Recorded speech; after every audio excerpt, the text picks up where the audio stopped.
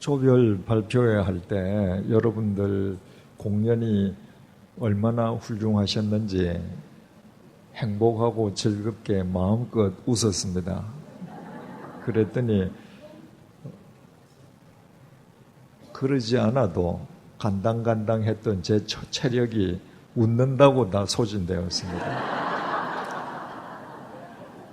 제가 화요일 오후에 와서 오늘 아침까지 이 연수장에서 5끼를 식사를 했습니다. 식사할 때마다 매번 다른 테이블에서 다른 교우님들과 식사를 했습니다. 함께 이야기를 나누기 위함이었습니다. 어제 배식을 받아서 쭉 둘러보니까 한쪽에 남자 성도 2분만 외딴 테이블에 따로 떨어져 계시는 거예요. 그래서 그 남자 성도님 2분 옆에 가서 앉았습니다. 얘기를 좀 나눠보려고. 제가 묻는 말 외에는 말씀을 안 하시는 거예요. 그래서 평소에도 이렇게 말씀 안 하십니까? 그랬더니 할 말이 없답니다. 구역 성경 공부하실 때도 주로 부인들이 이야기하고 듣기만 하신대요. 그러면서 하시는 말씀이 방에 들어가도 조원들끼리도 아무 말이 없답니다. 그런데 오늘 발표회는 얼마나 잘하시는지요. 그 2분이 다 참석하셨는데, 그래서 그렇구나. 판토마임은 본래 말이 필요 없으니까.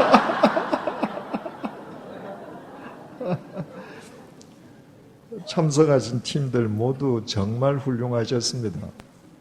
수상하지 못한 팀들 가운데에 깜짝 놀랄 만큼 독창력을 보여주신 팀들도 계시고요.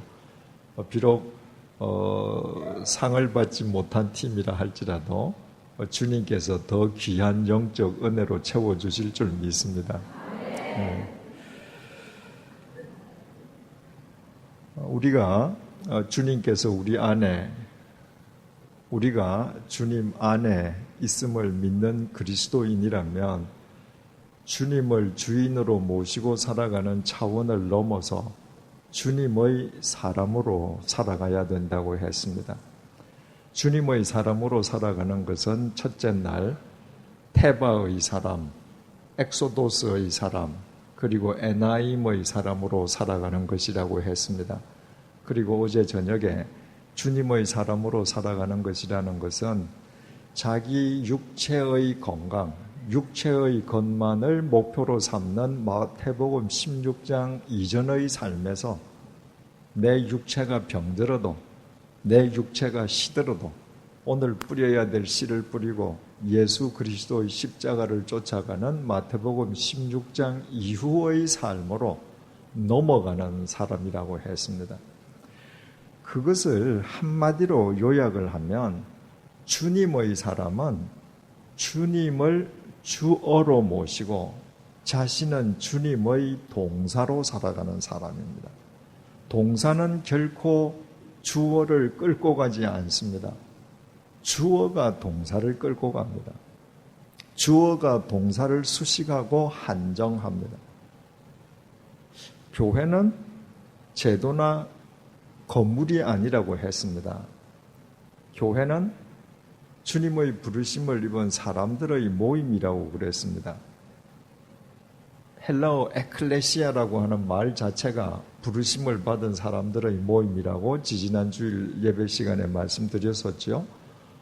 한자어도 생각해 보십시오. 가르칠 교자의 회는 모일회입니다. 이 모일회가 사람을 가리키는 겁니다. 동창회. 그러면 그 회가 뭡니까? 건물을 가리킵니까? 학교를 가리킵니까? 아니잖아요. 내 동창인 사람들, 그들 모임, 사람을 가리키는 것이거든요. 교회는 사람들의 모임을 칭하는 것입니다. 오늘날 교회가 썩었다고 하면 건물이나 제도가 낡았다는 의미가 아니라 교회를 이루고 있는 사람들이 썩었다라는 것을 의미한다고 했습니다. 세상 사람들이 교회가 세속화되었다, 부패했다고 많이 비판합니다. 한마디로 말하면 그리스도인들이 스스로 동사가 아니라 주어가 됐다는 것입니다. 교회를 이루는 그리스도인들이 주어이신 주님의 동사로 살아가는 한 교회는 결코 부패하지 않습니다. 왜? 주님은 죽음을 깨뜨리고 부활하신 분이니까요. 그러나 교회를 이루는 교인들이 주님의 동사가 아니라 스스로 주어가 되려고 하면 반드시 썩습니다. 우리는 썩을 수밖에 없는 존재이기 때문입니다. 어제도 잠시 말씀드렸습니다마는 주님께서 가이사랴 빌립보에서 너희들에게 내가 누구냐라고 물었을 때 베드로가 주는 그리스도시요 살아계신 하나님의 아들이십니다라고 고백했습니다. 황제의 신전이 세상을 압도하는 그 가이사랴 빌립보에서 나사렛 출신 빈민, 남루한 행색의 예수님, 그 나사렛 예수에게 로마 황제가 신이 아니고 삼권을 장악한 로마의 황제가 인간을 구원할 구원자가 아니고 비록 빈민 행색을 하고 있을 망정 나사렛 예수, 당신이 구원자이시고 성자 하나님이시다고 고백한 것입니다. 인간이 주님께 드렸던 고백 가운데에 가장 위대한 고백이었습니다. 그 고백을 받으신 주님께서 반석과도 같은 베드로의 그 고백 위에 내 교회를 세우리라 라고 천명하셨습니다. 이 반석 위에 너희들의 교회를 세우리라 말씀하신 것이 아닙니다. 내 교회를 세우리라. 이 땅의 모든 교회는 주님의 교회, 주님이 주인이신 교회입니다. 그 주님께서 우리를 불러내시고 주님의 몸된 교회를 이루게 하셨습니다. 왜요? 교회의 주인, 주어이신 주님께서 우리 각자 한 사람 한 사람을 당신의 동사로 사용하시기 위함인 것입니다. 영이신 주님께는 손이 없습니다. 발이 없습니다. 주님께서는 당신의 동사로서 우리의 손과 발을 필요로 하시는 것입니다. 그래서 우리 한 사람 한 사람을 당신의 동사로 불러내신 것입니다. 그러면 우리가 주님을 주어로 모시고 주님의 동사된 교회를 이루어간다.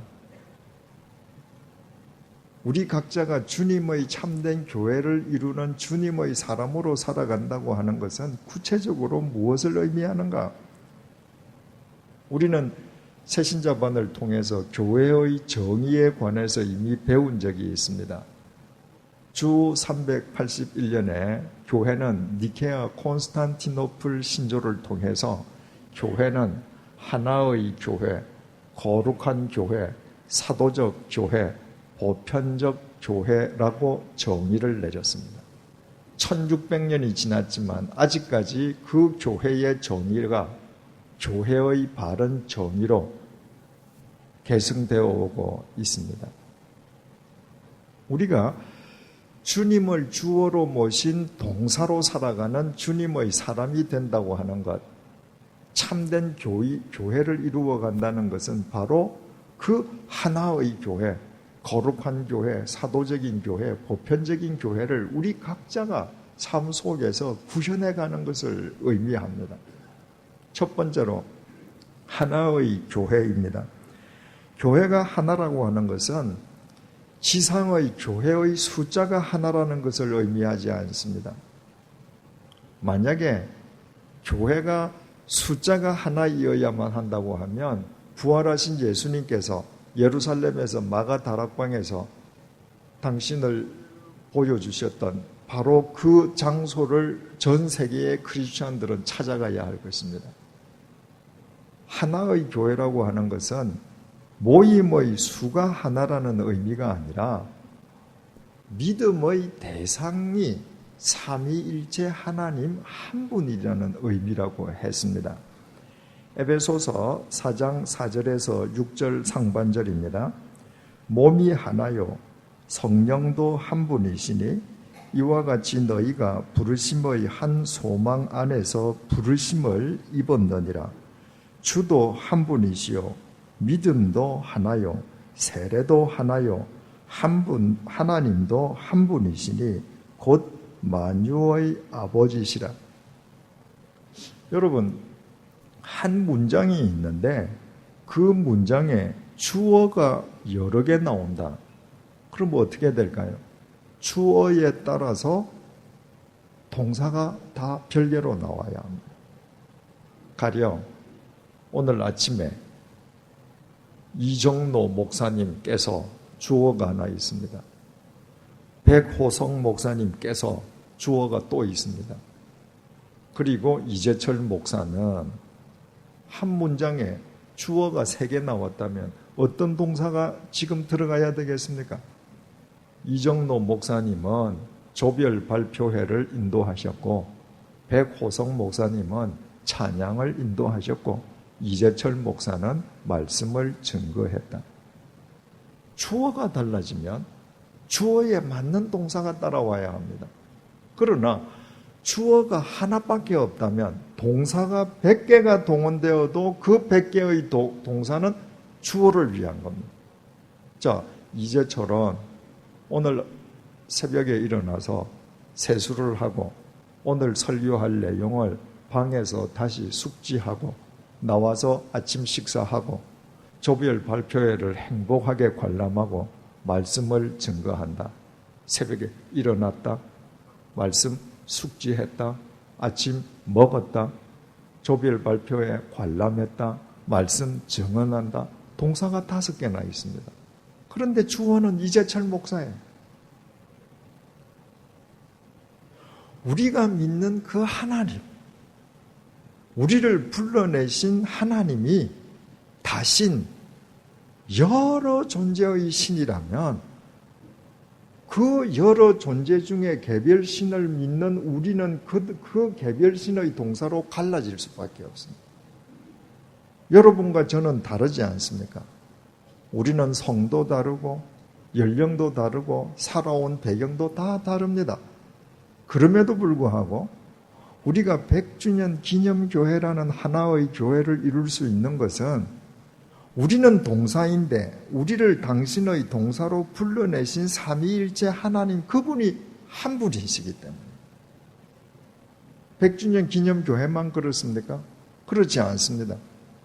여러분이 사시는 동네에 있는 모 교회, 합정동에 있는 모 교회, 강남에 있는 어떤 교회, 그들과 우리 교회는 교회 이름도 다르고 공간도 다 다르지만 그러나 그 교회들을 세우시고 불러내신 하나님이 삼위일체 하나님이시기에 교파도 다르고 신앙 컬러도 다르지만 주님 안에서 하나의 교회를 이룰 수 있는 것입니다.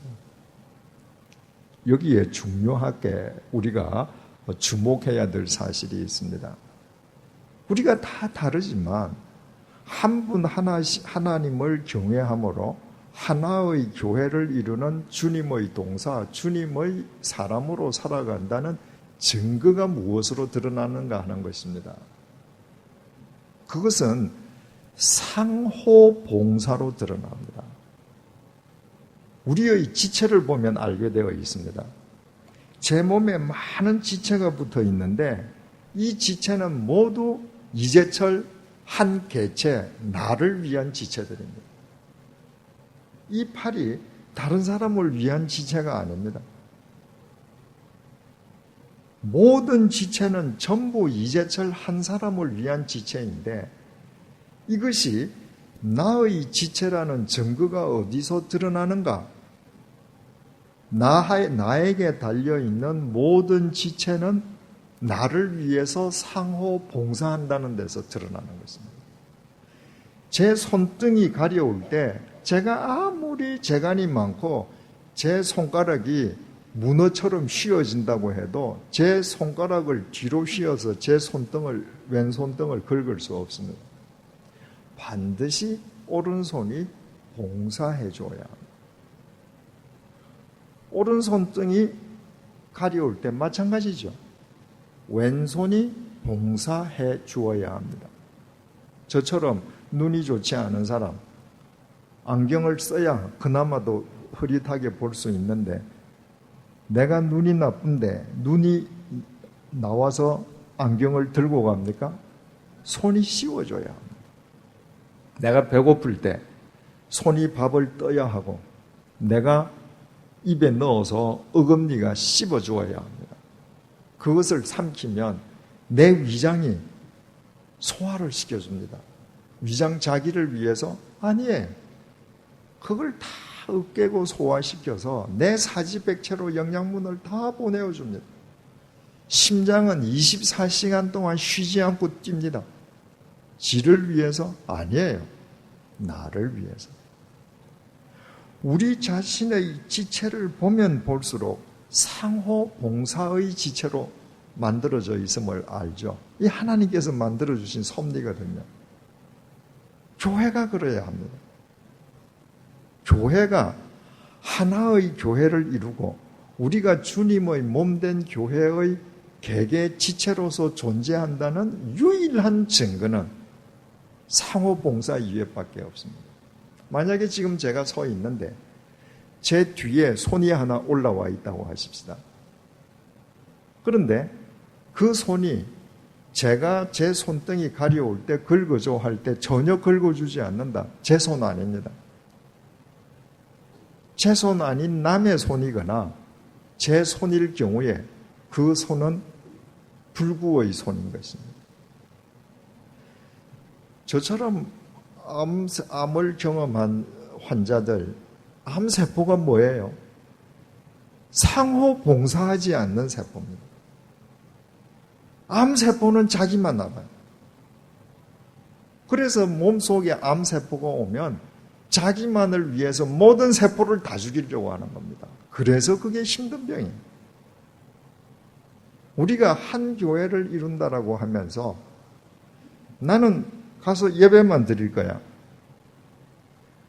그분은 교회를 드나드는 교인일 수는 있지만 주님의 동사로서 주님을 주어로 믿는 신자일 수는 없죠. 교인과 신자는 동일하지 않습니다. 교인이 신자로 넘어가는 경계선은 상호 봉사입니다. 내가 이 교회에 와서 누구를 위해서든지 내가 무엇이든지 봉사하는 것입니다. 봉사에는 가시적인 봉사가 있고 불가시적인 봉사가 있습니다. 사람들은 봉사하면 전부 가시적인 봉사만 생각합니다. 무슨 교회 주방에 가서 국수 삶고 또 차량 안내하고 교회 청소하고 그 아름다운 봉사입니다. 그런 봉사 반드시 있어야 합니다. 그건 가시적인 봉사입니다. 그런데 가시적인 봉사와 더불어서 불가시적인 봉사가 반드시 있어야 한다는 거, 이거 참 중요합니다. 불가시적인 봉사라는 건 무엇이냐 하면 봉사처럼 보이지 않는 봉사인데 그 봉사가 없으면 사람의 격과 교회의 격이 높아지지 않는 봉사입니다. 구체적으로 예를 들어서 설명해 보겠습니다. 해당되시는 분들 마음속에 상처받지 마시기 바랍니다. 어젯밤에 저는 문을 열어서 보지 않았으니까 제가 모르니까 편하게 말씀드릴 수 있는 겁니다. 만약에 제가 그분 얼굴들을 봤더라면 이 말씀 못 드릴 거예요. 어젯밤 12시가 가까운 시간입니다. 다 숙소들 쥐 죽은 듯이 조용한 시간이죠. 아마 어떤 조가 밖에서 조별 연습을 하고 들어왔나 봅니다. 복도에서 헤어지면서 떠들고 헤어지는 겁니다.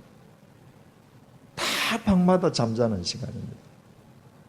그때에 내 눈앞에 있는 사람하고 즐겁게 큰 소리로 왁자지껄 떠들고 헤어지는 것이 아니라 보이지 않고 잠자는 사람들을 위해서 조용조용 가는 것이 불가시적인 봉사입니다.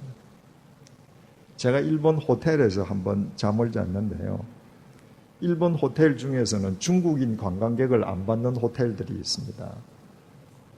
중국인들이 전체적인 경제 규모는 커졌지만 아직까지 글로벌한 스탠다드를 갖고 있지 못하기 때문에 한국에 와서도 단체로 다니면서 무질서하게 다니지 않습니까? 거기에 중국인 단체가 들어왔는데 새벽 2시쯤입니다.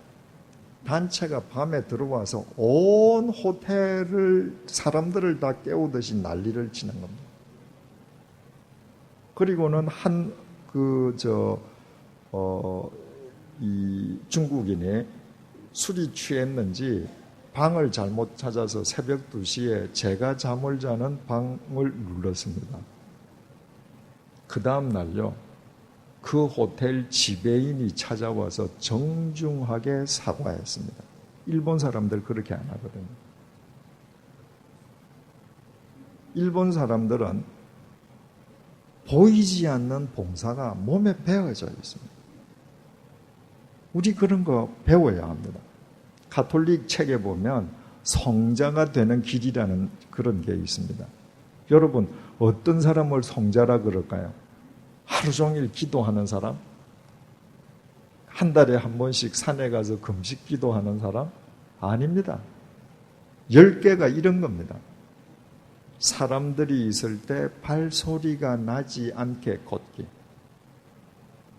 사람들이 있을 때 문을 소리 내지 않고 여닫기. 사람들이 있을 때 누군가 긴밀하게 얘기할 필요가 있을 때에 낮은 목소리로 이야기하기. 여러분, 이것이 봉사입니다. 이것이 체질화되면 그것이 바로 성자스럽게 살아가는 길이 되는 것입니다. 중요한 사실은 성숙자반때 말씀드렸습니다만은 이 상호봉사, 가시적인 봉사와 불가시적인 봉사가 삶 속에서 체질화되지 않으면 나이가 들어가면 들어갈수록 노인이 된다는 것이죠. 사람은 태어나서부터 나이에 따라서 불리는 호칭이 다 달라진다고 그랬습니다. 엄마 뱃속에 있을 때는 태아죠. 제가 지금 멀쩡하게 살아있지만 제 코끝에서 호흡이 멎는 순간에 저는 시체가 됩니다. 태아와 시체는 사람이 아닙니다. 사람은 언제 사람인가? 태아가 엄마의 뱃속에서 태어나는 순간부터 시체가 되기 직전까지 사람이거든요. 그런데 이 사람의 호칭은 바뀝니다. 어릴 때 엄마의 젖을 먹을 때 유아, 또 어린이, 청소년, 청년, 중년 이러다가 나이가 60쯤 되면 두 갈래로 바뀌게 됩니다.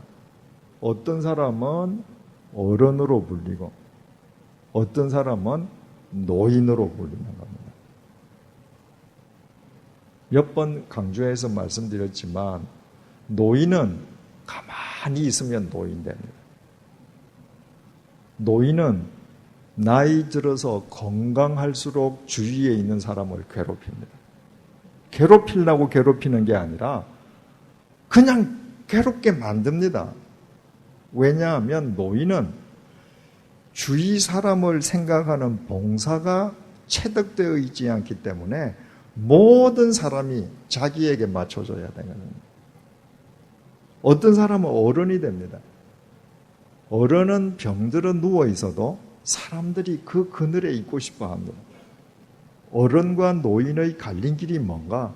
봉사입니다. 봉사.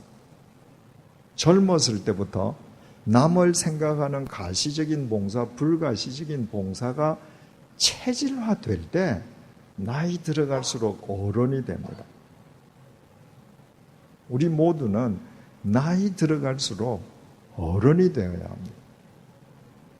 그래서 젊은 청년들이, 젊은 이 교우들이 그 어른을 본받고 싶고 그 어른과 이야기하고 싶어 해야지. 나는 가고 싶은데 상대들은 나를 경원하는 노인이 된다.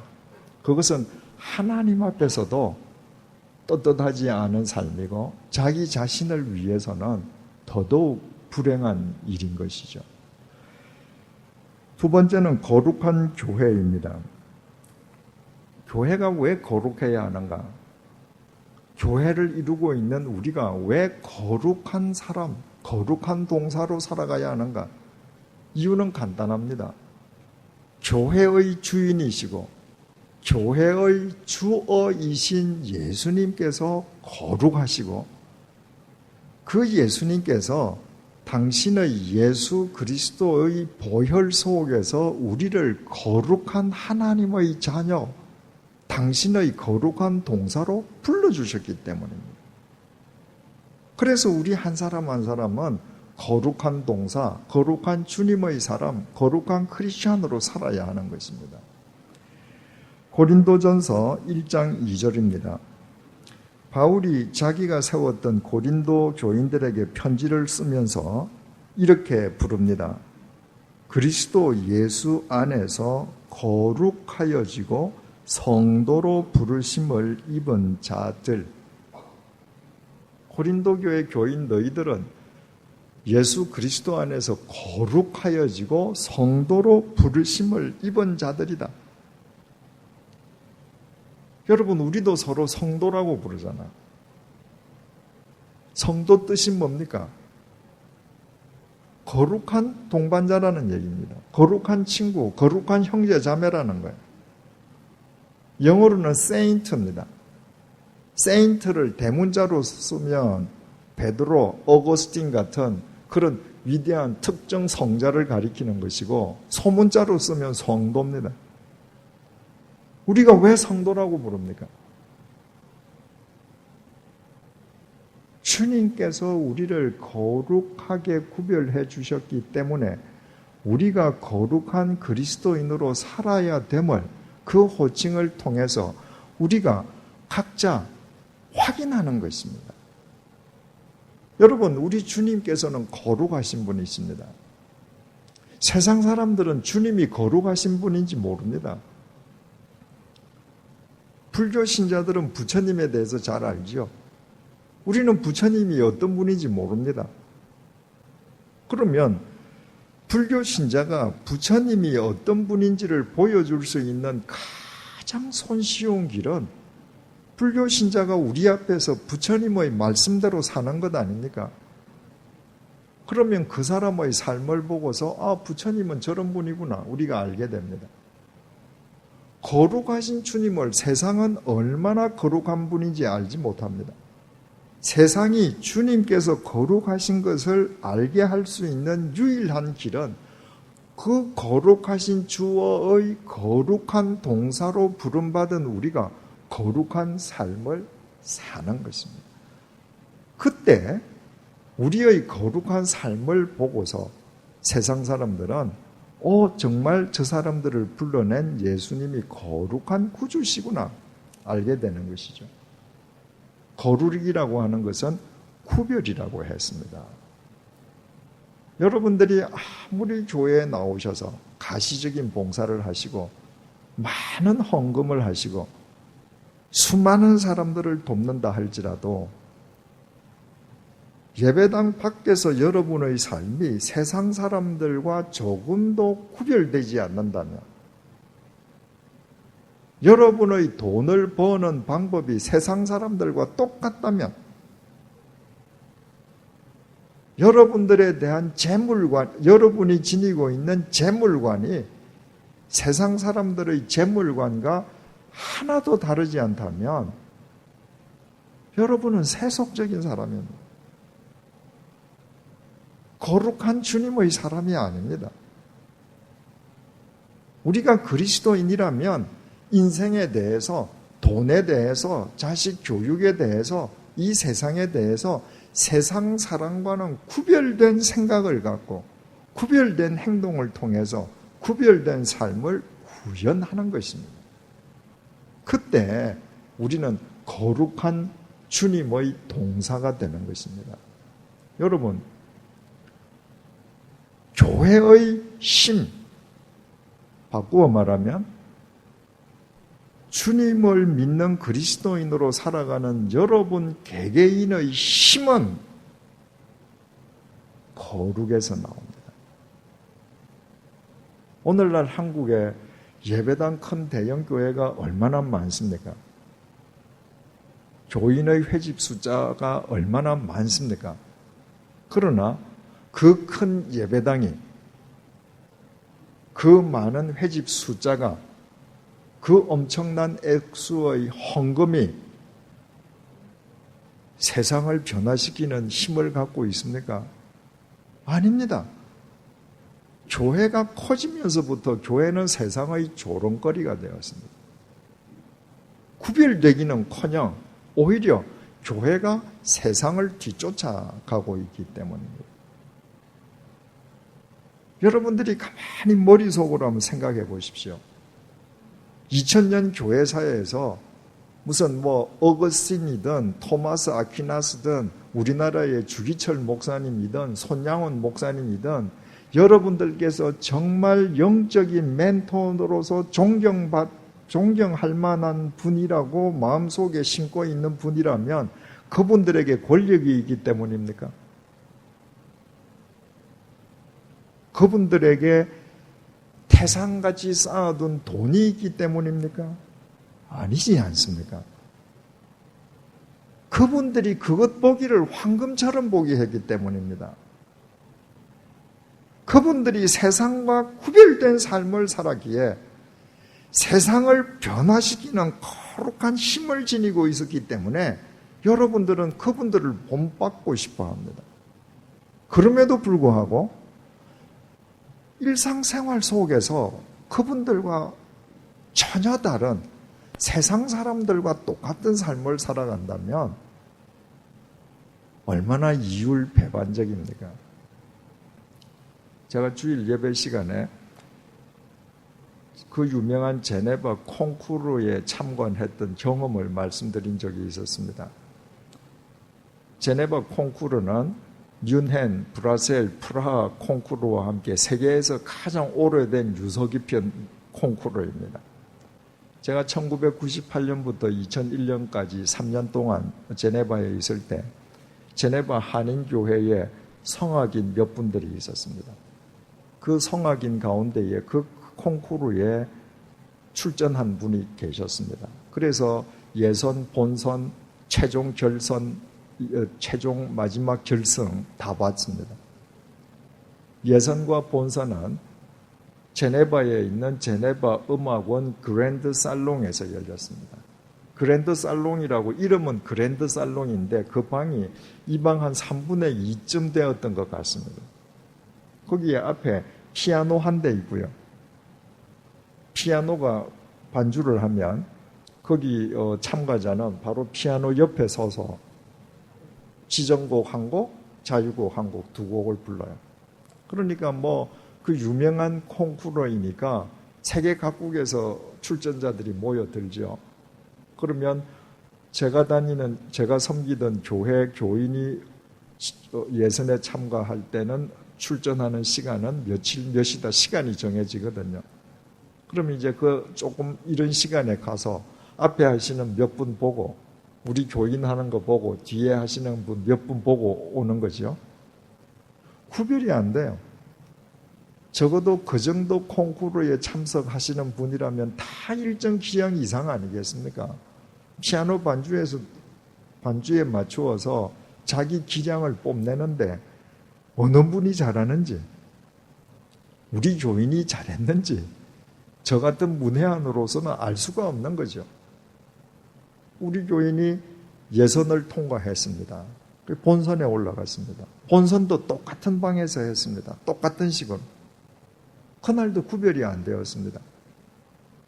본선을 통과한 마지막 그 성악가들이 결승을 하는데 그 결선은 제네바에 있는 빅토리아 홀에서 열렸습니다. 빅토리아 홀은 1600석입니다. 그리고 빅토리아 홀을 들어갔는데 그 빅토리아 홀 무대 위에 앉아 있는 사람들이 그 유명한 스위스 로망드 오케스트라 단원들이었습니다. 스위스 로망드 오케스트라 단도 세계에서 가장 오래된 오케스트라 단 가운데의 하나입니다. 저는 무대에서 볼 때 왼쪽 저 뒤편에 앉아 있었는데 거기에 앉아서 제가 무대에 있는 오케스트라 단원들을 일일이 세봤습니다. 몇 사람이나 되는가? 70명이 넘었습니다. 오케스트라 단원이 70명이 넘었다는 이야기는 악기가 70개 이상 나왔다는 얘기입니다. 제가 저 뒤끝에 앉아 있는데 제네바의 그랜드 살롱 조그만 연주홀에서 성악가들이 노래할 때는 누가 잘하고 못하는지 전혀 구별할 수 없었지만 역설적이게도 그 큰 무대에서 오케스트라의 연주 속에서 결승 참가자들이 노래할 때는 뒤쪽에 앉아서 누가 잘하고 못하는지 금방 구별이 되는 거예요. 왜 결선에서 오케스트라 대단원들이 반주하게 하는가? 그 행사에 걸맞는 형식을 갖추게 하기 위함인가? 아닙니다.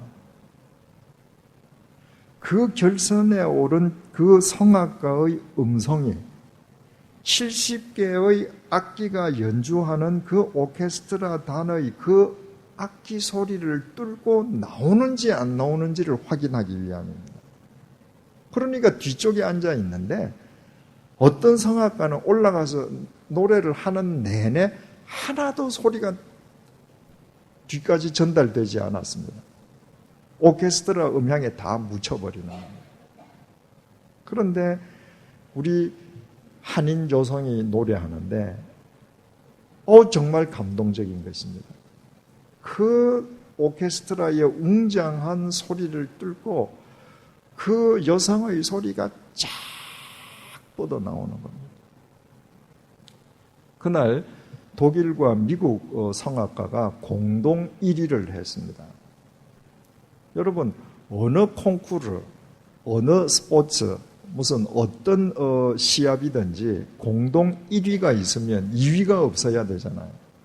그 다음은 3위라야 하거든요.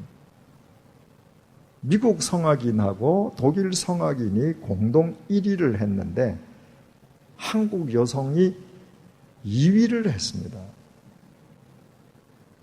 그러니까 심사위원들도 이 2위의 실력을 인정한 거죠. 제 개인적으로 볼 때는 이 한국 여성이 훨씬 더 잘했습니다.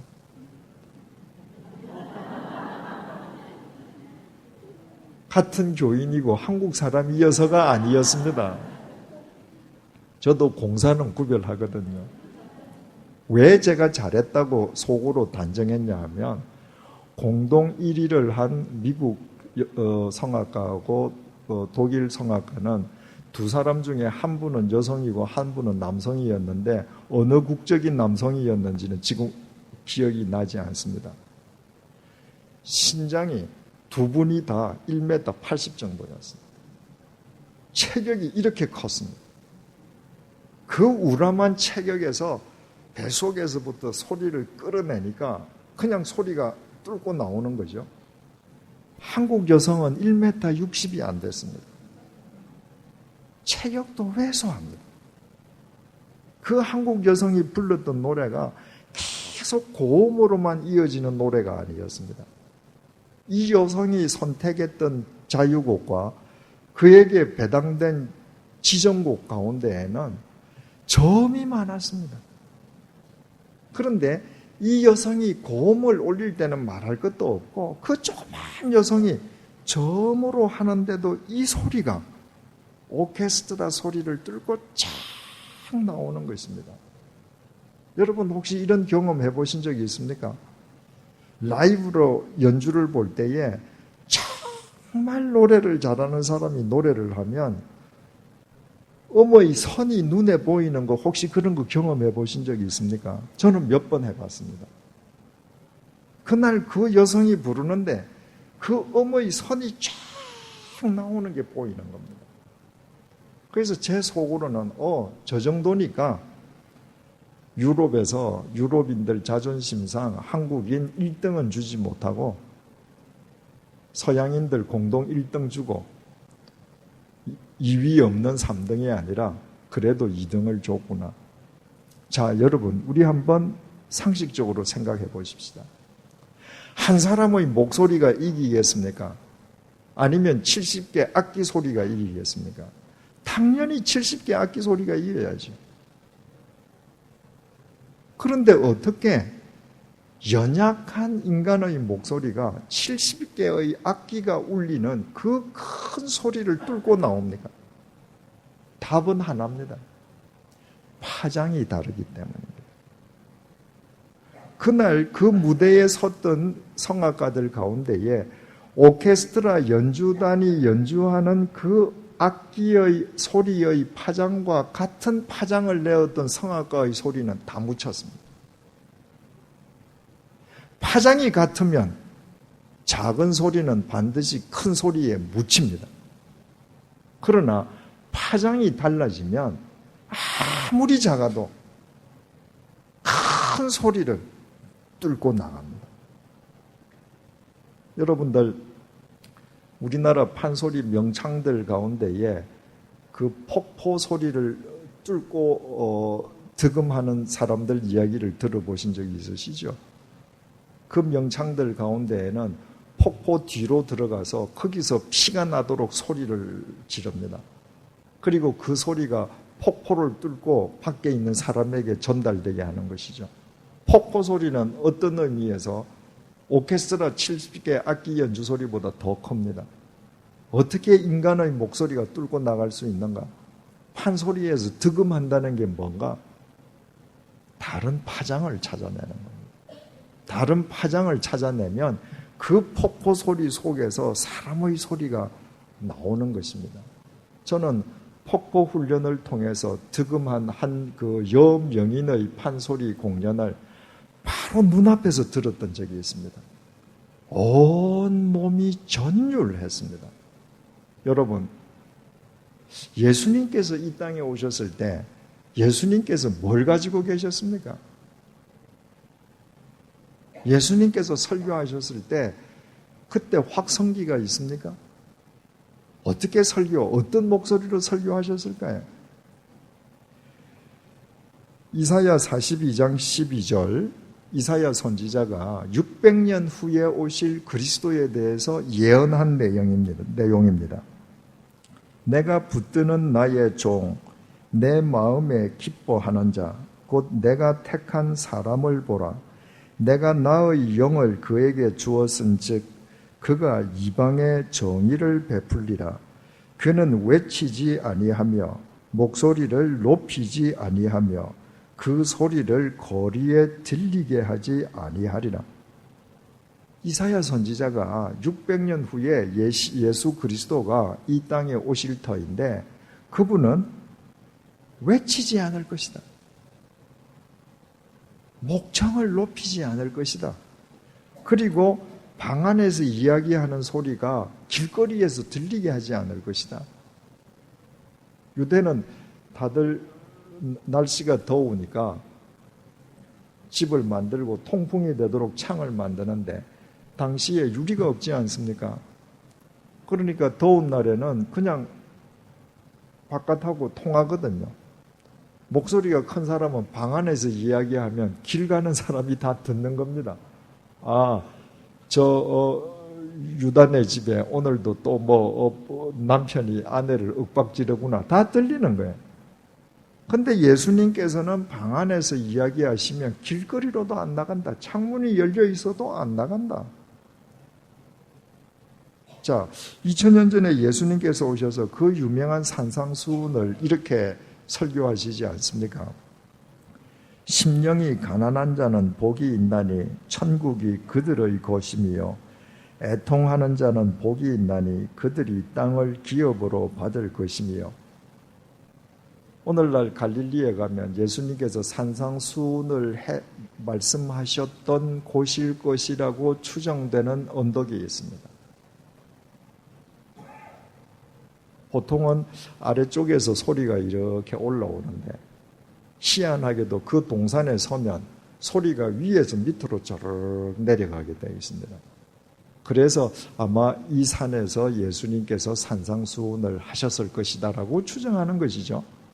어쨌든 여러분, 예수님께서 최초의 체계적인 설교인 산상수훈을 하시면서 야외에서 수많은 사람들이 지금 운집해 있는데 거기에서 부흥사처럼 목에 핏발을 세우고 심령이 가난한 자는 복이 있나니 천국이 그들의 것임을 믿습니다.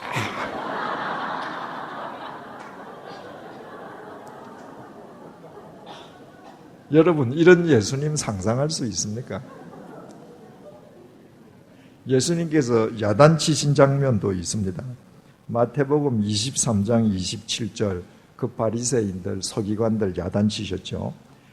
화 있을진저 외식하는 서기관들과 바리새인들이여 회칠한 무덤 같으니 겉으로는 아름답게 보이나 그 안에는 죽은 사람의 뼈와 모든 더러운 것이 가득하도다. 무서운 질책이죠. 니네들 지금 겉으로 멀쩡하게 있는데 얘들아, 너희들 속에 시체만 가득해. 너희들 살아있는 것 같은데 너가 죽었어? 이 말이거든요. 이 이야기 하실 때 화 있을진저 외식하는 자들아 이렇게 하셨겠습니까? 이런 질책의 말씀마저도 주님께서는 지극히 절제된 음성으로 하셨을 것입니다. 왜? 이사야 선지자는 그분은 소리치지 않고 외치지 않고 방 안에서 하는 이야기가 길거리로 안 나가게 말씀하신다 그러셨거든요. 그럼에도 불구하고 예수님의 이 말씀이 로마 제국 황제의 권력을 뚫고 군사력을 뚫고 당시의 금력을 뚫고 2000년의 시간과 공간을 뚫고 우리에게까지 전해졌습니다. 어떻게 가능합니까? 파장이 달랐기 때문에. 예수님께서 만약에 로마 황제가 지니고 있는 권력의 파장으로 이야기하셨다면, 금력의 파장으로 이야기하셨다면 예수님의 소리는 로마 황제의 권력과 군사력의 소리에 파묻혀버리고 말았을 것입니다. 그분은 가난한 빈민으로 아무것도 가진 것 없었고 보잘것없는 행색에 지나지 않고 십자가에 처참하게 못 박혀서 돌아가셨지만 그분은 세상과 구별된 영원한 파장을 얘기하신 것입니다. 그 거룩한 영원한 파장이 시간과 공간을 뚫고 사람 속으로 스며들고 있습니다. 우리가 거룩한 동사가 된다고 하는 것은 바로 이 파장을 쫓는 것입니다. 만약에 여러분들이 주님을 믿는다고 하면서도 돈의 파장을 쫓으면 여러분은 평생 여러분보다 돈이 더 많은 사람 앞에서 비굴해지게 됩니다. 여러분이 주님을 믿는다고 하면서도 주님의 말씀보다도 권력의 파장을 더 신봉한다고 하면 여러분들은 일평생 권력자가 불의를 저지르더라도 권력의 시녀로 살아가야 합니다. 우리는 파장이 달라야 합니다. 우리가 파장이 다를 때 언젠가는 끝날 수밖에 없는 이 세상에서 비록 우리가 세상 사람들 보기에는 보잘것없이 산다 할지라도 여러분들이 마음속으로 존경하는 어거스틴처럼 바울처럼 주기철 목사님처럼 손양은 목사님처럼 우리도 세상을 거룩하게 변화시키는 거룩한 주님의 동사로 살아갈 수 있고 그런 교회가 세상의 빛과 소금이 될 수 있는 것입니다. 세 번째로 사도적 교회입니다. 에베소서 2장 20절 말씀입니다. 너희는 사도들과 선지자들의 터 위에 세우심을 입은 자라 그리스도 예수께서 친히 모퉁이 돌이 되셨느니라. 사도적인 교회가 된다고 하는 것은 사도들이 전해준 말씀에 기초한 교회가 된다고 하는 것입니다. 주님의 말씀이 아니고는 교회의 주인이시고 머릿돌 되시는 주님과 관계를 맺을 수 있는 길이 없습니다. 우리가 주님을 주인으로 모시고 그분의 동사로 살아간다는 것은 바로 이 말씀을 주어로 삼고 이 말씀의 동사로 살아가는 것을 의미합니다. 다른 말씀으로는 안 돼요. 이 말씀의 동사로 이 말씀을 주어로 지키면서 살아가는 겁니다. 성경에 보면 나의 계명을 지켜라, 주님의 말씀을 지켜라, 지키라는 말이 수없이 나옵니다. 여러분, 지키라는 동사를 가만히 생각해 보십시오. 무슨 의미입니까? 지킨다는 것은 내가 지키려고 하는 대상을 위해서 내가 어떤 불이익을 당해도 다 감수하는 겁니다. 그것이 지키는 겁니다. 우리가 각자 주님의 말씀의 거룩한 동사가 되어서 사도적인 교회를 이룬다고 하는 것은 바로 로고스이신 주님의 말씀을 지키는 동사가 되는 것인데, 그 말씀을 지킨다는 것을 다르게 표현하면 말씀의 경호원이 되는 것입니다. 이제는 끝났습니다만은 한 2달 전까지인가요? 동아일보를 보면 매주 토요일 날 김대중 대통령 하에서 안기 부장을 지내었던 이종찬 씨의 회고록이 연재되었습니다. 그 회고록 연재 내용 중에 이미 잘 알려져 있었던 내용이 한 번 더 언급되어 있습니다. 1966년도에 미국 존슨 대통령이 방한했을 때의 일화입니다. 당시는 서울 시내에 특급 호텔이 없었습니다. 서울 시내에 세워진 최초의 특급 호텔 조선호텔이 1970년도 4월 달에 개관됐거든요.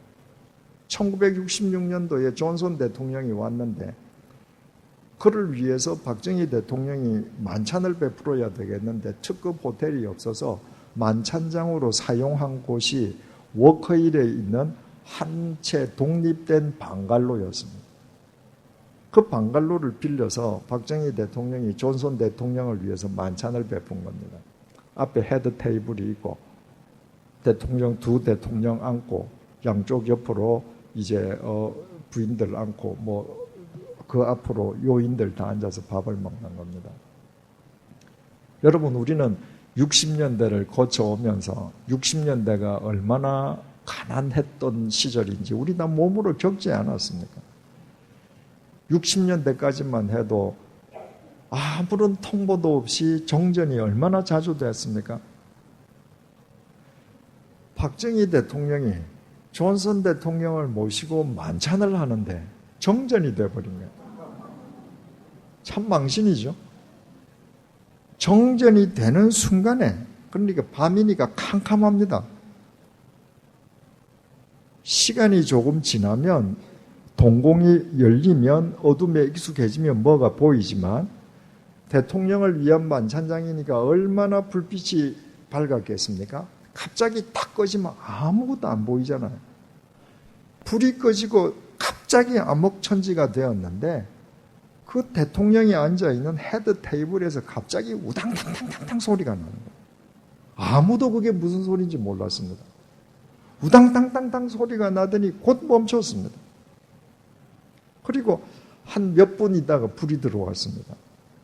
불이 들어왔는데 헤드 테이블을 보니까 박정희 대통령은 앉아있는데 존슨 대통령이 없는 거예요. 어디 갔는가? 미국 경호원들이 그 순간에 존슨 대통령을 화장실로 피신시킨 겁니다. 미국 경호원은 미국 대통령이 밥을 먹을 만찬장을 사진에 다 답사하고 거기에서 우발적인 사고가 났을 때 첫째안 대통령을 어디로 피신시킬 것인가 1안, 2안, 3안 다 맞는 겁니다. 그런데 불이 갔는데 한국의 전기 사정이 나쁘기 때문인지 이유를 모르잖아요, 경호실들은. 그러니까 그들은 거기에서 위기 상황이 났을 때 우리는 어떻게 한다고 철저하게 예행 연습한 대로 그 캄캄한데 아무것도 안 보이는데 본능적으로 자기 대통령을 화장실에 일단 피신시키는 이란을 시행한 겁니다. 우리 대통령은 그냥 앉아있는 경호원은 어떻게 해야 될지를 모르는 거예요. 그런 경호원이 있는 경호실이었기 때문에 영부인이 총에 맞아 돌아가셨습니다. 그런 경호원들이기 때문에 대통령이 중앙정보부 분실에서 총 맞아 죽었습니다. 레이건 대통령 취임 초기에 레이건 대통령이 전국 노동자 연합이던가요? 그 연설을 위해서 호텔에서 연설하고 나오는데 흰클리라고 하는 젊은 정신 이상 청년이 근접거리에서 총을 쏘았습니다. 5발인가 6발 쐈지요. 첫 발을 쏘았는데 첫 발이 대통령에게 명중했습니다. 심장에서 1mm 옆이었죠. 만약에 1mm만 더 옆으로 갔으면 그 자리에서 절명하는 겁니다. 첫 발은 워낙 엄격결에 일어난 일이니까 레이건 대통령이 맞았는데 억 하고 맞는 순간에 흰클리는 분명히 연발로 쏘았습니다. 총을. 그 다음부터 그 미국 경호원들이 어떻게 합니까? 날아가잖아요. 옆에 있던 경호원들이 자기 몸을 날려서 다 대신 총을 맞았습니다. 그리고 레이건 대통령 살리잖아요. 여러분, 우리가 말씀을 지킨다는 것은 이처럼 말씀의 경호원이 되는 겁니다. 철저하게 내 삶 속에서 말씀이 역사하도록, 말씀만 보이도록 내 생을 던지는 것입니다. 여러분, 미국 대통령은 경호원이 자기 생명을 던져서 미국 대통령을 지켜드려도 미국 대통령은 그 돌아가신 분에게 훈장을 추서하고 유족들에게 연금 주고 그것으로 끝입니다. 그리고 경호원들이 자기 몸을 날려서 지켰던 레이건 대통령조차도 연세가 드셔서 알츠하이머에 앓았다가 돌아가셨습니다. 목숨을 던져서 지켰는데 그 목숨도 유한한 목숨이었습니다. 우리가 지키고자 하는 이 말씀은 유한한 말씀이 아닙니다. 이 말씀은 영원한 말씀입니다. 내가 나를 던져서 이 말씀을 지키면 이 말씀이 나를 지킵니다. 대통령의 경호원은 대통령만을 위해서 지키지만 우리가 말씀을 지키는 것은 그 말씀이 우리를 지켜주기 때문인 것입니다. 내가 그 말씀을 지키면 그 말씀은 내 삶을 통해서 육신을 입으면서 그 말씀이 능력으로 역사합니다. 사도 바울이 로마 제국에서 아무런 관직도 없었고 보잘것없는 인간에 지나지 않았지만 그 주님의 말씀을 위해서 자기 생을 던졌을 때 말씀이 그 사도 바울을 통해서 역사하시고 참수형을 당해 죽은 사도 바울은 말씀 안에서 오늘도 영원한 사도로 살아 있습니다. 우리 각자가 이와 같은 말씀의 사람이 될 때 우리 자신의 인생은 말할 것도 없고 우리가 이루고 있는 이 100주년 기념교회가 100주년 기념교회로 인해서 이 땅의 교회가 거룩한 사도적인 교회로 회복될 수 있는 것입니다. 마지막으로 보편적 교회입니다. 콘스탄티노플 신조에 보편적 교회이어야 한다라고 할 때 이 보편적 교회가 라틴어로 에클레시암 카톨리감이라고 기록되어 있다고 했습니다. 그것을 영어로 번역하면 캐톨릭 처치가 된다고 했죠. 이미 로마 천주교회가 2000년 전부터 캐톨릭 처치라는 용어를 썼기 때문에 1517년도에 태동된 프로테스탄트 교회는 로마 천주교회와 구별하기 위해서 콘스탄티노플 신조에는 분명히 에클레시암 카톨리감이라고 기록되어 있는데 그것을 영어로 번역할 때에 캐톨릭 처치라고 하지 않고 유니버설 처치라고 한다고 했습니다. 캐톨릭이나 유니버설이나 똑같은 의미입니다. 캐톨릭 처치, 유니버설 처치 모두 보편적인 교회라는 것입니다. 보편적인 교회라고 하는 의미는 무언가? 남녀노소 빈부귀천이 아무런 차별 없이 한데 어우러지는 교회이어야 한다는 것입니다. 여러분, 지금 우리가 교회는 보편적인 교회, 남녀노소 빈부귀천이 모두 차별 없이 어우러져야 된다라고 논리적으로 쉽게 이야기하지만 2000년 전에 이것은 혁명이었습니다. 이것을 당시의 역사 속에서 그리스도인들이 이룬다는 것은 두 가지 면에서 지극히 어려운 일이었습니다. 첫 번째로는 당신은 계급 사회였기 때문입니다. 당신은 귀족이 있어요. 노예가 있습니다. 노예는 이거 인간 아니거든요. 그런데 교회 공동체 안에 주인도 들어오고 노예도 들어올 수 있는데 그 계급 사회에서 귀족과 노예가 빈부귀천 남녀노소 차이 없이 한 형제 자매로 지내라. 이거 사회혁명이죠. 정말 지난하게 어려운 일이었습니다. 그럼에도 당시 교회가 이것을 했다는 것이죠. 두 번째로 어려운 이유가 있습니다. 그 어려운 일은 이유는 지금까지도 똑같은 이유로 지속되고 있습니다만은 지금까지 우리가 살펴본 하나의 교회, 거룩한 교회, 사도적인 교회는 어떤 의미에서 개인의 영성에 관한 문제입니다. 이를테면 다른 사람 다 봉사하지 않고 그저 자기중심적으로 예수 믿어도 나는 내 혼자서 열심히 가시적인 봉사, 불가시적인 봉사하면서 내가 하나의 교회를 이루는 데 기여할래. 얼마든지 가능합니다. 거룩한 교회, 예수 믿는다는 그리스도인들이 모두 세속적인 가치를 쫓아도 나는 말씀 쫓아 내가 거룩한 교회로 구별된 삶을 살 거야. 가능하죠. 사도적인 교회, 주님을 믿는다고 하면서도 세속적 가치를 더 신봉하는 사람들 속에서 나는 내 삶을 던져서 말씀의 경호원이 될 거야. 다 가능합니다. 개인적인 영성입니다. 그런데 보편적인 교회를 이룬다고 하는 것은 다른 사람과의 관계 속에서 일어나는 영성인 것입니다. 남녀노소 빈부귀천과 한데 어우러지려면 나와 학력이 다른 사람, 나와 경력이 다른 사람, 나와 이념이 다른 사람, 문화가 다른 사람, 성품이 다른 사람과 함께 어울려야 하거든요. 여러분, 지금도 신앙생활에서 가장 어려운 게 뭡니까? 사람 관계입니다. 예전에 제가 목회하던 교회에서 한 여성도님이 이런 말을 했습니다. 목사님, 신앙생활에서 제일 쉬운 게 헌금입니다. 이거 혼자 해버리면 끝나거든요. 은혜 받으려고 구역에 가면 서로 상처 주고 받아요. 봉사부서에 가면 상처 주고 받습니다. 이 사람 관계는 그만큼 어려운 겁니다.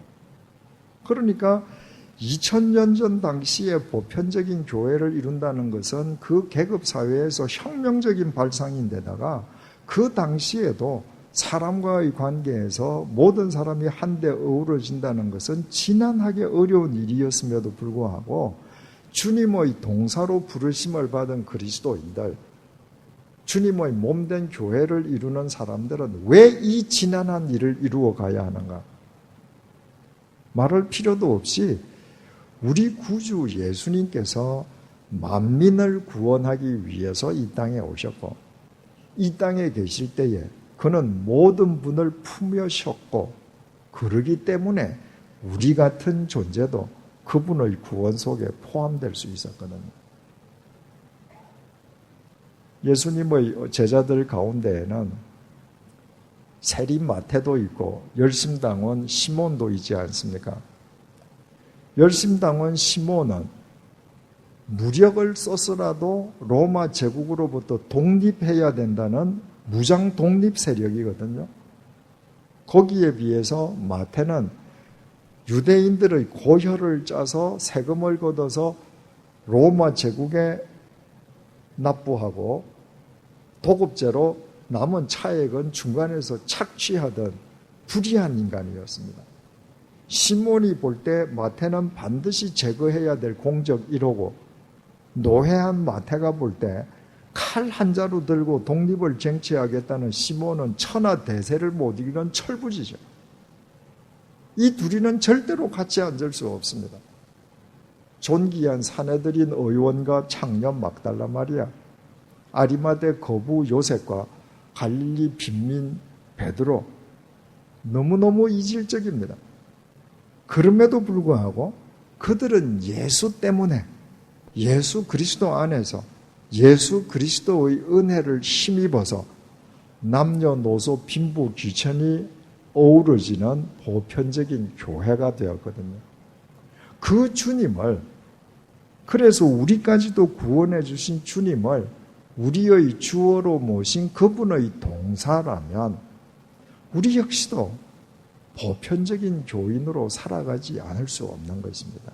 더 중요한 것은 우리가 보편적인 교회, 보편적인 그리스도인으로 살아갈 때에만 아까 앞에서 말씀드린 하나의 교회, 거룩한 교회, 사도적인 교회가 진정한 의미에서 우리의 삶 속에서 구현될 수 있다는 것입니다. 나와 다른 사람들끼리 모여서 빈부귀천 남녀노소가 차별 없이 한데 어우러짐으로써 명실공히 그들은 삼위일체 하나님 한 분을 모신 하나의 교회일 수 있고, 그들이 한데 어우러짐으로써 세상과 구별된 거룩한 교회일 수 있고, 그들이 한데 어우러짐으로써 만민을 위해서 이 땅에 오신 주님의 말씀에 터잡은 교회가 될 수 있다는 것입니다. 그러면 이렇게 이상적인 교회, 이런 교회가 과연 현실 속에서 가능할 수 있는가? 분명히 있었습니다. 오늘 본문입니다. 우리가 이미 알고 있는 본문입니다. 사도행전 13장 1절입니다. 안디옥 교회에 선지자들과 교사들이 있으니 곧 바나바와 니게르라 하는 시므온과 구레네 사람 루기오와 분봉왕 헤롯의 젖동생 마나엔과 및 사울이라.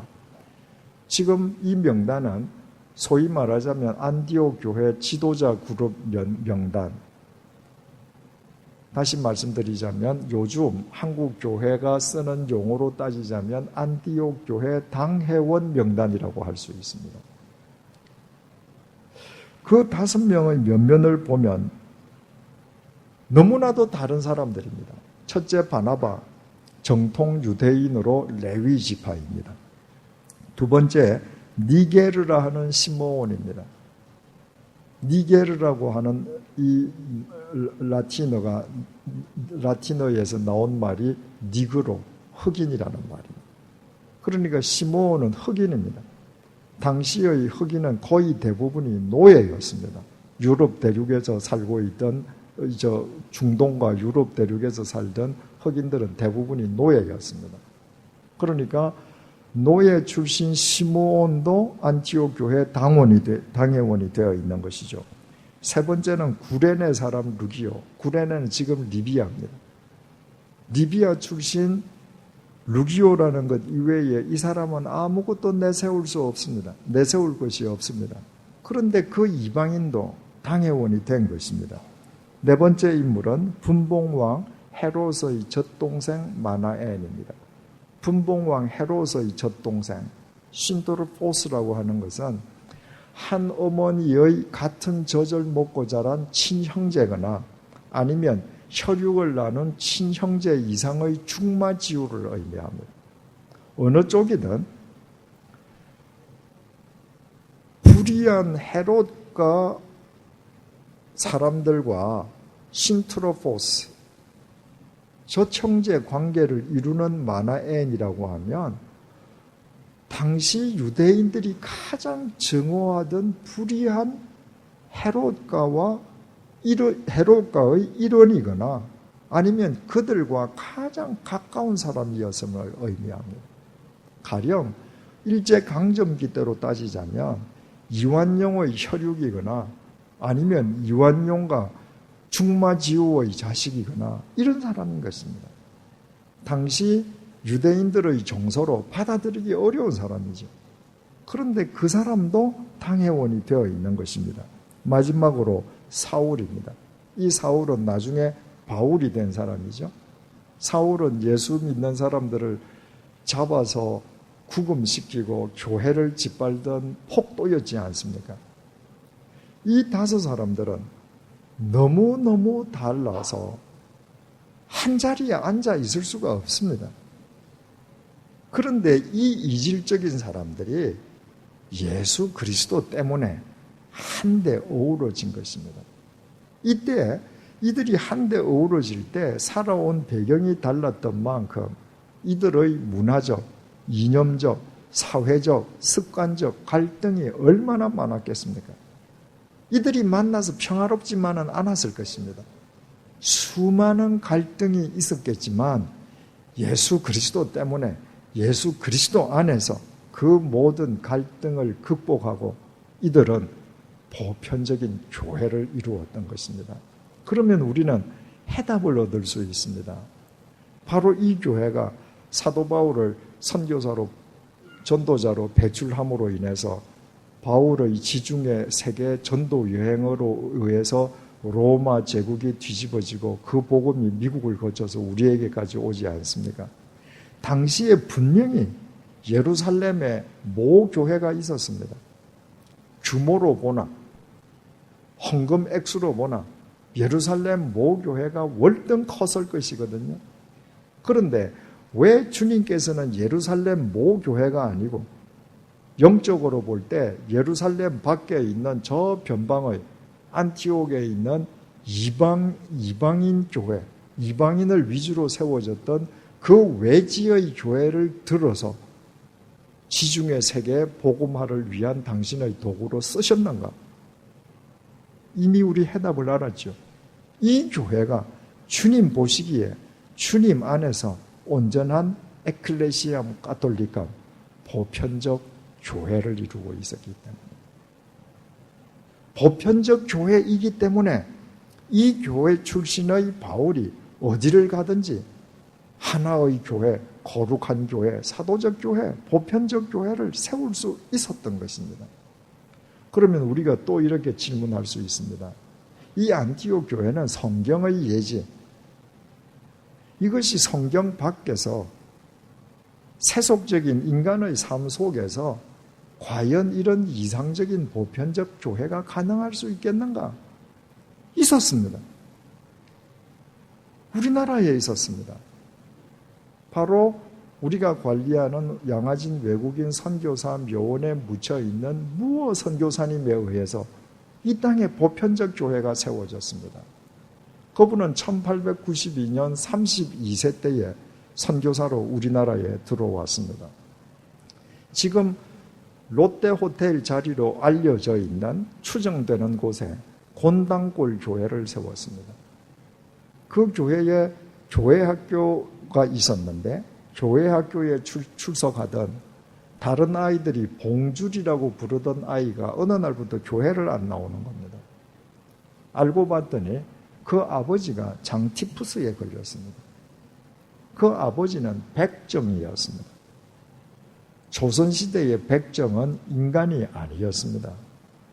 조선시대에 어린아이가 유일하게 하대할 수 있는 어른이 자기 집 모습 말고 자기 집 바깥에 있는 어른들 가운데에서 어린아이가 유일하게 하대할 수 있는 상대가 백정이었습니다. 왜? 백정은 인간이 아니거든요. 무어 선교사님이 가니까 봉주리 아버지가 사람들이 사람으로 취급하지 않는 백정인데 그 백정이 장티푸스에 걸려 있는 겁니다. 죽은 거죠. 아무도 거들떠 보지 않으니까 이제 죽어가는 겁니다. 어느 날 그 백정 집에 무어 선교사님과 더불어 또 한 명의 외국인이 나타났습니다.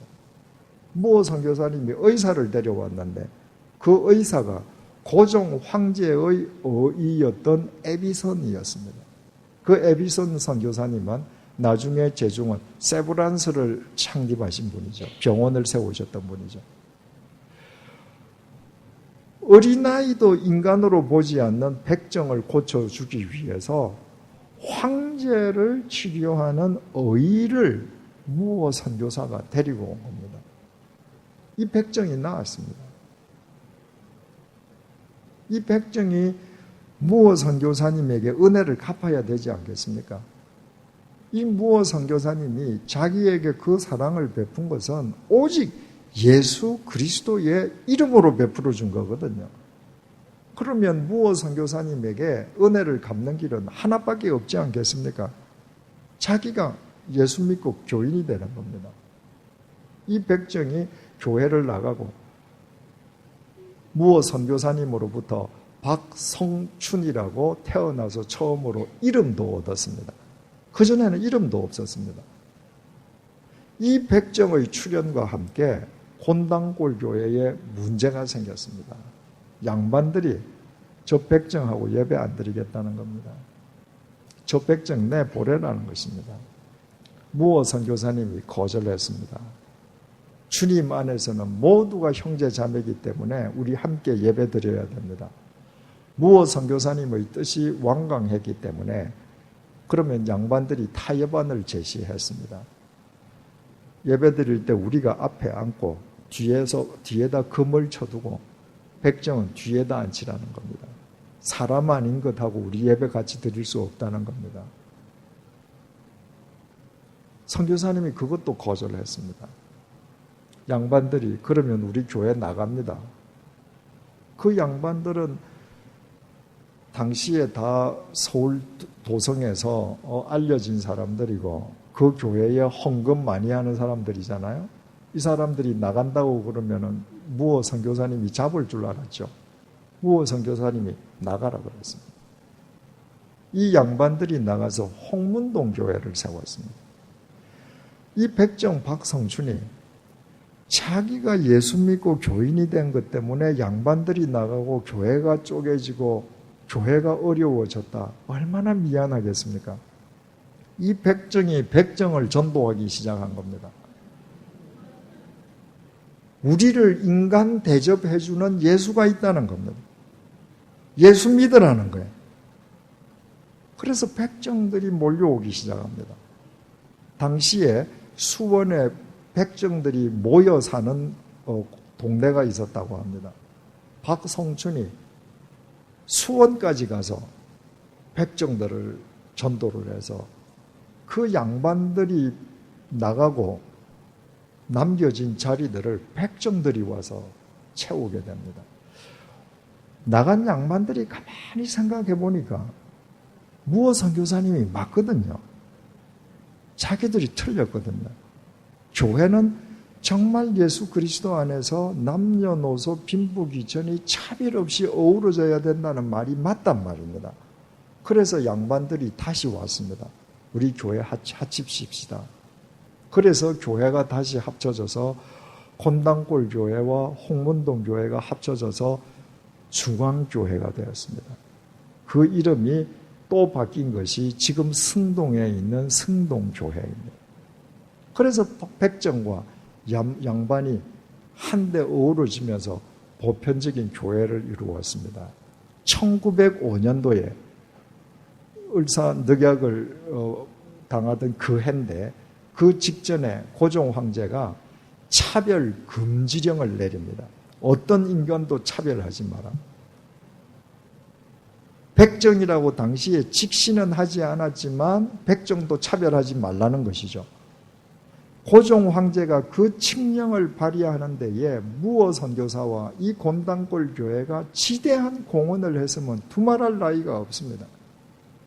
1911년도에 백정 출신이던 박성춘이 승동교회 장로가 되었습니다. 3년 후 1914년도에 조선 왕조의 왕손이었던 그 혈통을 이어받았던 이재형이 같이 장로가 되었습니다. 백정하고 왕손이 당회원이 된 겁니다. 사도행전 13장 1절이 대한민국의 교회 역사 속에서 이루어진 것입니다. 바로 그런 성동교회를 통해서 이 무어 선교사님의 정신을 통해서 한국의 백정은 온전한 인간이 될 수 있었습니다. 한 사람이 에클레시암 가톨릭감을 이루면 그 한 사람에 의해서 한 교회가 주님 안에서 보편적인 교회를 이룰 때 그 한 교회에 의해서 수천 년 동안 사회 속에서 억압받고 인간으로 존중받지 못하던 한 그룹의 사람들이 인간으로 대접받는 새 역사가 일어나는 것입니다. 어떻게? 그 보편적인 교회를 통해서 주님께서 역사하시기 때문입니다. 이 보편적인 교회가 얼마나 중요한지 우리는 주일 예배를 드릴 때마다 사도신경을 통해서 이렇게 고백하지 않습니까? 우리는 성령을 믿사오며 거룩한 공회를 믿는다고 고백합니다. 이 거룩한 공회가 라틴어 원문에 에클레시암 가톨리감이라고 기록되어 있습니다.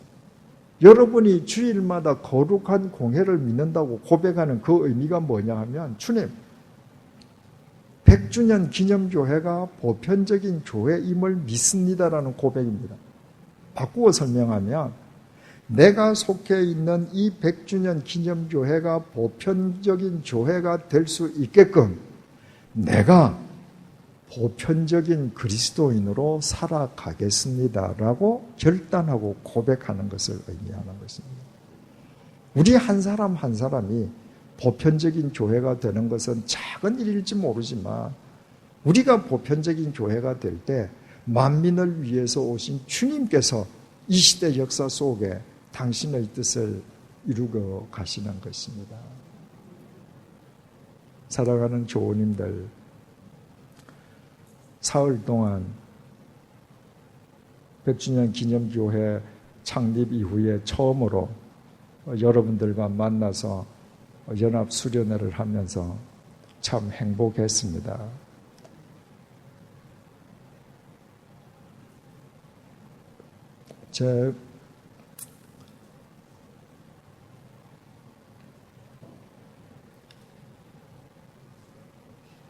제 나이가 올해 67세인가 아시죠? 또 제 체력으로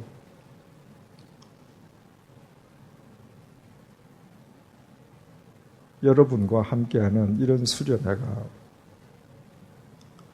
제 임기 내에 또다시 있을는지 모르겠습니다. 아마도 이것이 처음이자 마지막 수련회일 수도 있겠습니다. 사랑하는 교우 여러분, 우리 예수 믿을 바에야 진짜 예수쟁이들이 되십시다.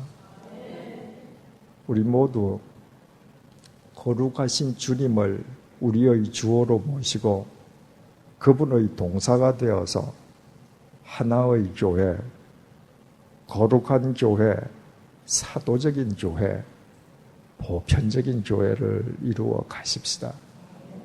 주님께서는 우리를 선교 200주년을 향한 길닦기로 부르셨습니다. 우리가 주님의 몸된 교회를 이루는 거룩한 동사가 되어갈 때 우리는 보잘것없어도 우리를 통해서 주님께서 반드시 한국 교회의 200년을 새롭게 해 주실 줄로 믿습니다. 기도하시겠습니다. 주님, 사흘 동안 주님 안에서 참 행복했습니다. 주님의 사람으로 주님의 동사로 살아가기 원하는 주님의 귀한 자녀들 지금 머리 숙이고 있습니다. 주님, 이분들에게 늘 성령의 능력으로 함께 해주시고 진리의 빛으로 조명해 주시기를 간구드립니다. 이 세상 속에서 하나의 교회, 거룩한 교회, 사도적 교회, 보편적 교회로 자기 자신을 잘 일구어 가게 하시고 이 한 분 한 분들이 모여있는 100주년 기념교회가 대한민국 교회 200주년을 향한 길닦기의 소명을 잘 감당하게 도와주옵소서. 그리하여 선교 200주년이 되면 그때 우리는 이 땅에 없겠지만 우리가 살아온 삶의 족적으로 인해서 우리가 뿌린 씨앗들로 인해서 200주년을 맞을 대한민국의 교회가 주님 안에서 새롭게 회생되고 우리 역사 속에 인류의 삶 속에 이루려는 주님께서 이루시려는 주님의 섭리를 다 이루어 드리는 주님의 멋진 통로가 되게 하여 주옵소서. 이제 저희들 또 흩어져서 각자 숙소로 돌아가고 일터로 귀임합니다.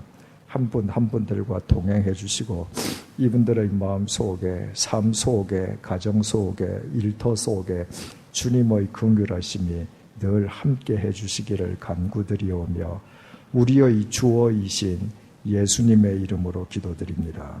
아멘.